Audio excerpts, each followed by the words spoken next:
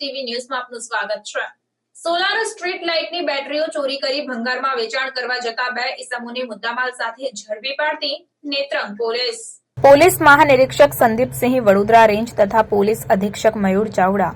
ભરૂચ અને નાયબ પોલીસ અધિક્ષક કુશલ ઓઝા અંકલેશ્વર વિભાગ અંકલેશ્વર નાઓના માર્ગદર્શન હેઠળ નવરાત્રી તહેવાર અનુસંધાને પોલીસ સ્ટેશન વિસ્તારમાં સતત પેટ્રોલિંગમાં તથા અલગ અલગ જગ્યાએ વાહન ચેકિંગ કરી ગુનાહિત પ્રવૃત્તિ કરતા ઇસમો વિરુદ્ધ કાર્યવાહી કરવા આપેલ સૂચનાના આધારે તારીખ 3 ઓક્ટોબર 2024ના રોજ પોલીસ સ્ટાફના માણસોની અલગ અલગ ટીમો બનાવી પેટ્રોલિંગ કરી વાહન ચેકિંગની કામગીરી કરવા સૂચના આપતા પોલીસ સ્ટાફના માણસો નેત્રંગથી મોવી તરફ જવાના રસ્તા પર વેલકમ હોટેલ પાસે દિવસ દરમિયાન વાહન ચેકિંગમાં હાજર હતા। તે સમય દરમિયાન મોવી તરફથી એક હીરો કંપનીની ગ્લેમોર મોટરસાઇકલ આગળના ભાગે નંબર વગરની આવતા તેને રોકી રોડની સાઈડમાં ઊભી રખાવી તપાસ કરતા મોટરસાઇકલ ચાલક વિશાલભાઈ બાબુભાઈ વસાવા તથા તેની પાછળ બેસેલ ઇસમ મેહુલભાઈ સુરેશભાઈ વસાવા નાઓ બે અલગ અલગ પ્લાસ્ટિકના કોથળામાં સોલાર સ્ટ્રીટ લાઇટની બે બેટરીઓ લાવતા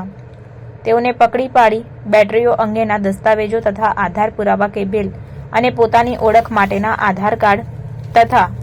ચૂંટણી કાર્ડ અને બીજા અન્ય પુરાવા માંગતા નહીં હોવાનું જણાવ્યું હતું અને બેટરી બાબતે પૂછપરછ કરતા તેઓ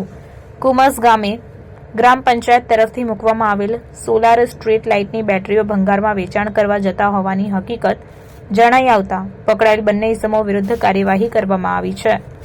આ પકડાયેલ આરોપીઓ કુમસ ગામ તાલુકો નાંદોદ ખાતેથી બેટરી લાવેલ હોવાની કબૂલાત કરતા હોય ત્યારે આમલેથા પોલીસ સ્ટેશનમાં તપાસ કરાવતા બેટરી ચોરી બાબતે આમલેથા પોલીસ સ્ટેશનમાં વિવિધ કલમો હેઠળ ગુનો દાખલ કરવામાં આવ્યો હોવાની માહિતી પણ સામે આવી। આ કામગીરી દરમિયાન કુલ કિંમત ₹53,000નો મુદ્દામાલ જપ્ત કરાયો છે। સાથે જ આરોપી વિશાલભાઈ સન ઓફ બાબુભાઈ રતિલાલભાઈ વસાવા અને મેહુલભાઈ સન ઓફ સુરેશભાઈ મુળજીભાઈ વસાવા આ બંને આરોપીઓની ધરપકડ કરીને તેઓની વિરુદ્ધમાં કાયદેસરની કાર્યવાહી કરવામાં આવી છે।